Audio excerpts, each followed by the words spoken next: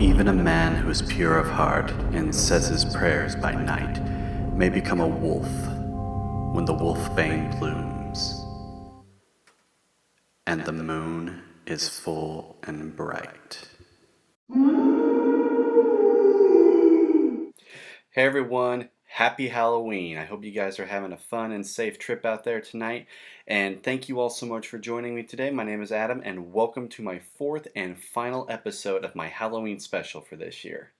Now for tonight's Halloween special, we're going to be reviewing the novelization to The Wolfman.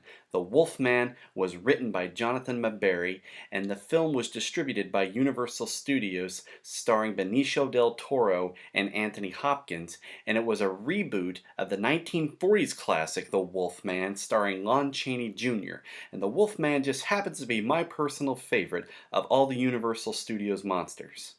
Now I will let you guys know that this will be a spoiler-free review to the novelization of The Wolfman, but before I begin, I just want to let you know that I did post 3 other Halloween specials in case you guys missed them. Recently I posted the review to Star Wars Death Troopers, to Dracula by Bram Stoker, and I also did a Paper Movies Halloween book haul, so be sure to go check those out. And now, let's get started. The story begins with famed Shakespearean actor Lawrence Talbot being notified by his brother's fiancée, Gwen Conliffe, that his brother is missing, and after many years living abroad, he finally returns to his family home. Upon returning home, Lawrence learns from his father, Sir John Talbot, that he is too late and his brother is already dead. As Lawrence investigates his brother's death, he is attacked and bitten by what he later finds out was a werewolf. As he begins to bear the curse of the werewolf, Talbot also begins to remember some suppressed memories that make him realize his past was much more frightening than he realized. I have to say, I was pleasantly surprised by this novel. I found it very gripping and actually had a hard time putting it down. I found it much more engaging than the film. The film has both a theatrical release as well as an unrated director's cut. But unfortunately, both versions have some pretty big plot holes. I'm pretty sure this is due to the fact that a lot of the scenes were altered or cut in a way that, when pieced together, didn't make a lot of sense.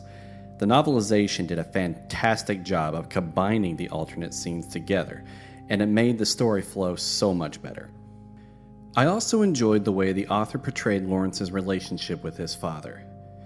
The novel gives you a much deeper understanding of the emotion behind Lawrence's interactions with his father than the movie does, and if I'm being honest, that made me care a lot more about the characters than the movie did.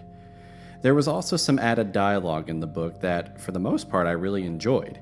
I truly felt like the way the author handled most of the dialogue between characters added a layer of richness to the story that made me feel more invested. Some dialogue towards the end of the book, however, did come off a little cheesy.